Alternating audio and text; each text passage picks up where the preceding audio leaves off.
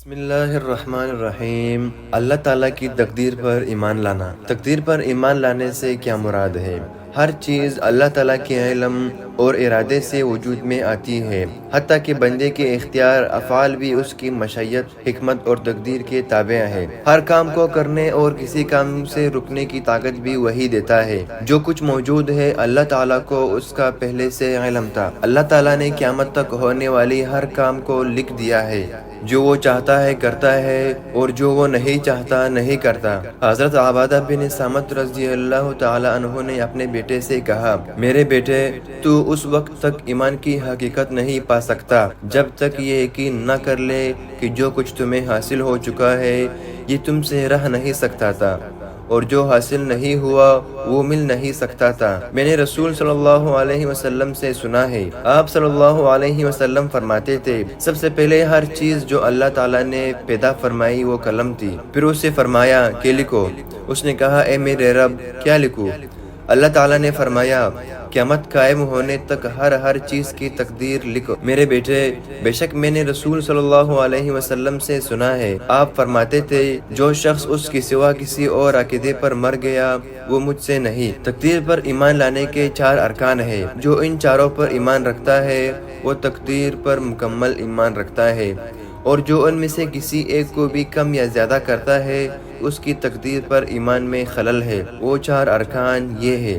Number 1، اللہ تعالیٰ کے علم کامل پر ایمان۔ اللہ تعالیٰ کے علم کامل سے مراد ہے کہ اس کا علم ہر چیز پر محیط ہے۔ وہ جانتا ہے جو ہے اور جو ہونے والا ہے اور جو نہیں ہے۔ اگر وہ وجود میں آئے تو اس کی کیا کیفیت ہوگی۔ وہ موجود اور معروم کا علم رکھتا ہے۔ اسے مخلوق کی تخلیق سے پہلے ان کی عمر، رزق، اعمال اور حرکات و سکنات، بدبختی اور نیکبختی کا علم تھا۔ نمبر 2، اللہ تعالیٰ کی لوح محفوظ میں ہر چیز کی کتابیت پر ایمان۔ لوح محفوظ میں ہر چیز کی کتابیت پر ایمان لانے سے مراد یہ ہے کہ ہر کام اور وجود میں آنے والی ہر چیز اور جو امور اللہ تعالیٰ کے علم کے مطابق ہونے والی تھی، اللہ تعالیٰ نے ان کو پہلے سے لکھ کر رکھا تھا۔ جو ہو چکا، جو قیامت تک ہونے والا ہے، سب اللہ تعالیٰ کے لوح محفوظ میں موجود ہے۔ نمبر 3، اللہ تعالیٰ کی مشیت نافذہ اور قدرت کاملہ پر ایمان سے مراد ہے جو کچھ پیدا ہوا ہے اور جو کچھ ہونے والا ہے دونوں آپس میں لازم و ملزم ہیں۔ اللہ تعالیٰ کی مشیت پر ایمان لانے سے مراد ہے کہ اللہ تعالیٰ جو چاہتا ہے اس کی قدرت سے ہونے والا ہے، اور جو نہ چاہے وہ ہونے والا نہیں ہے۔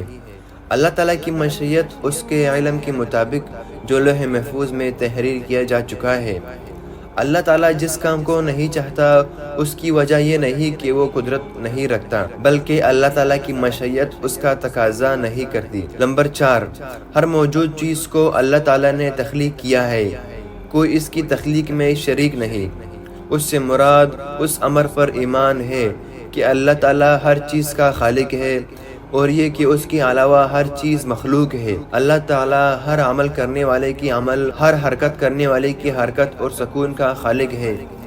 اللہ تعالیٰ بندوں کے افعال کا خالق ہے، یعنی ہر خیر اور شر، کفر اور ایمان، اطاعت اور نافرمانی کا خالق ہے۔ اللہ تعالیٰ خیر و شر کا خالق ہے۔ اللہ تعالیٰ کے افعال بلائی پر بنی ہے، ان میں سے کسی بھی طریقے سے شر کا پہلو نہیں ہے، کیونکہ اللہ تعالیٰ عادل اور حکیم ہے۔ وہ ہر چیز کو اپنے علم کے مطابق اس کے مناسب مقام پر رکھتا ہے۔ اس کے تمام افعال عدل اور حکمت پر بنی ہے۔ اس نے ہر نفس کے اندر خیر اور شر کا مقدار رکھ دیا ہے۔ بندے اس کے مطابق اپنے لیے خیر یا شر کماتے ہیں۔ اللہ تعالیٰ کی جانب سے منصفانہ اجر اور بدلہ ہے۔ رب العزت کا ارشاد ہے، وَمَا أَصَابَكُم مِّن مُّصِيبَةٍ فَبِمَا كَسَبَتْ أَيْدِيكُمْ وَيَعْفُو عَن كَثِيرٍ۔ ترجمہ، اور جو مصیبت تمہیں پہنچتی ہے تو تمہارے ان اعمال کی وجہ سے جو تمہارے ہاتھوں نے کمائے ہیں، وہ بہت سے قصور سے درگزر کرتا ہے۔